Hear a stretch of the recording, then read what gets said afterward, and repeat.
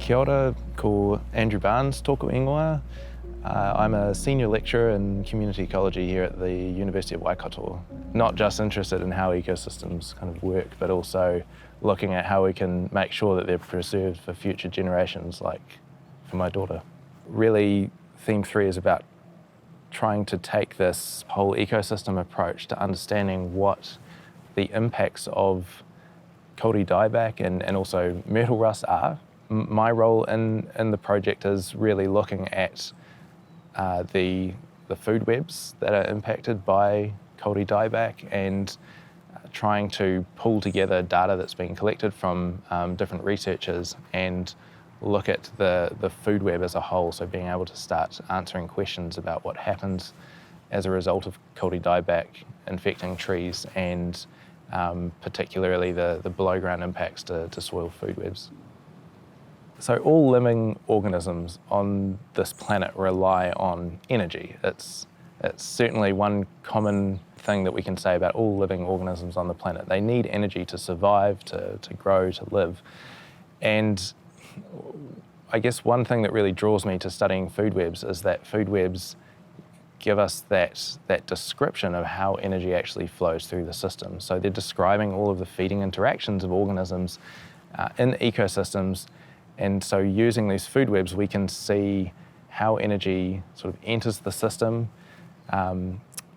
from organisms like plants, and then how it's taken up by these higher trophic levels, so these consumers that feed on the plants, and then the predators that eat those consumers. So I think in a way, at least from my perspective, to really understand an ecosystem, I think at least one of the largest scales, we really do need to be looking at food webs to understand how energy is flowing through the system and to be able to really describe how organisms are interconnected. So what happens if we lose kauri from that system? Well, we know that kauri are connected to all of these other species. They have a really strong role to play in structuring the way that the soil looks, the soil chemistry, the structure of the soil. And so of course they're very strongly interconnected with all of the organisms that live in the soil, that live in this very specific and unique kauri soil. I was particularly drawn to the project as well because if we start to lose kauri from the system, the big question is what's going to happen to the rest of the ecosystem as a whole.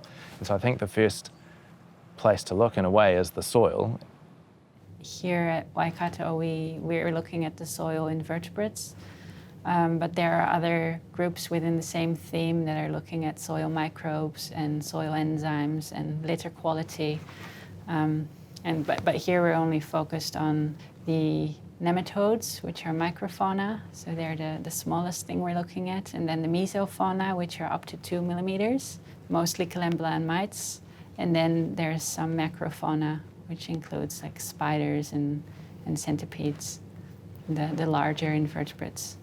Soil food webs are not only based on the microbes, they're also based on the litter that they receive from the trees. And so we're interested in knowing whether the soil food web or the community of animals that lives in the soil underneath kauri trees is different from non-kauri trees. And then we're also interested in finding out how that might be affected by kauri dieback. So when a tree is slowly dying, the amount of litter and the quality of the litter falling from the tree might change. And so that might affect, that might have a whole cascade of effects on the food web. It's incredibly fulfilling. It's amazing to be able to get given the chance to go into these massive kauri forests. I've never seen so many kauri trees together before. Someone that's quite new into the science world. It's nice and it's rewarding.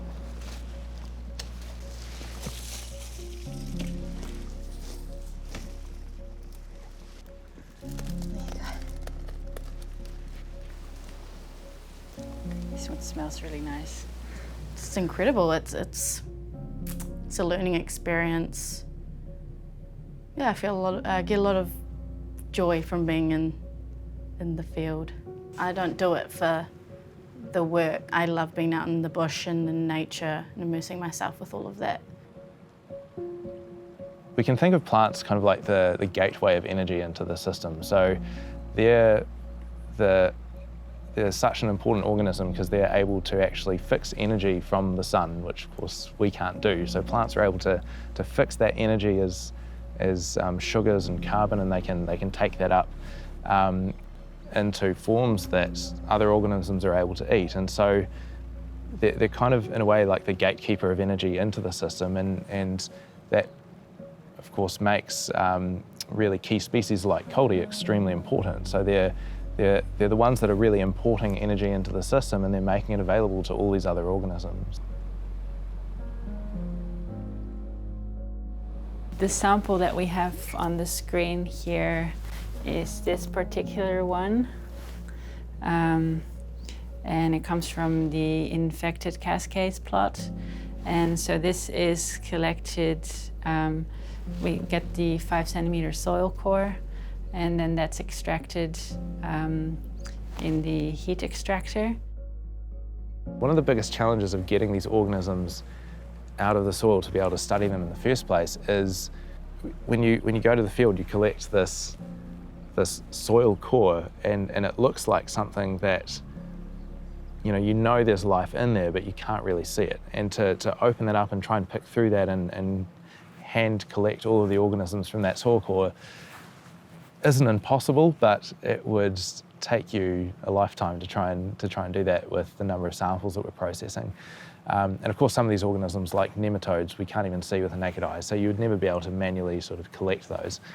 And there are different ways to do that, but what we have here are these heat extractors that actually we can process up to 86 samples at a time. So it allows us to really process a lot of samples, so that gives us the ability to study a lot of different systems at the same time and collect a lot of information that gives us much more power in what we can sort of conclude from the data. So they actually heat on the top and they cool on the bottom of these soil samples at the same time, and they're controlled by a temperature control unit. So we just set a program, it sets this temperature ramp so it slowly warms up over the period of 10 days. And as it heats the soil from the top, it begins to dry out, and then the soil organisms have this innate sort of response where they try to go down. So if they're outside in the soil, if there's a drought, organisms will go down to get away from that drying soil. So in the process, then they sort of fall out in the bottom, and we can then collect them in these vials, which we then can put under a microscope and study those organisms. To my knowledge, we're the only laboratory in New Zealand that actually has this full setup. We clean up the sample under the microscope, and then we collected them all into a smaller vial. And then now they are all together here without any soil around, or with very little soil around. So we're now working on setting up a monitoring tool that will allow us to actually detect the feeding rates of soil organisms. So without having to constantly be extracting soil organisms out of the soil, say a few times a year, every year, that involves taking out soil constantly from the forest, which we don't necessarily want to do on the really long term. So with this method, it's putting these bait laminar strips into the soil. So they're just little strips of plastic that have like a standardized food that is sort of presented to soil organisms, and what we can do then is monitor feeding rates of these organisms in the soil in the long term. And that's something that communities are really easily able to pick up as well, because it only requires sort of a minimal amount of training. So you don't need to be say a trained scientist to sort of or have any kind of fancy equipment to be able to do this. You just need these strips. You can put those in the soil and use those to monitor feeding rates of organisms, and we can then start to pick up much more sort of high resolution information over the year. So we can look at seasonal differences, and we can also look at how those might change over time. Because it's quite a cheap and easy method to use, we can hopefully carry that on into the future, and that's something that hopefully communities will be able to pick up as well. Research funding is always limited, and I think always the big challenge as scientists is trying to figure out how we can continue research beyond the life of a funded project. And in many ways, one of the best solutions to that is handing over the science to communities to be able to carry out themselves and and I guess in a way be empowered to be in charge of that data collection and keep learning about the systems themselves.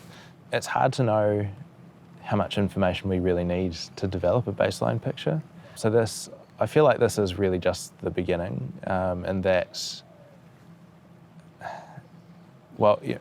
from the data that we've already collected, I think we can already start to say something about, so we've mostly been working in the Waitakere ranges where, we can already start to say something about the structure of the soil food webs and energy fluxes in those systems based on the time of year that we've been in to sample. But of course there's seasonality in these forests as well, and so and also there's going to be changes from year to year just because of, some years there might be a drought or some years it might be a really wet year.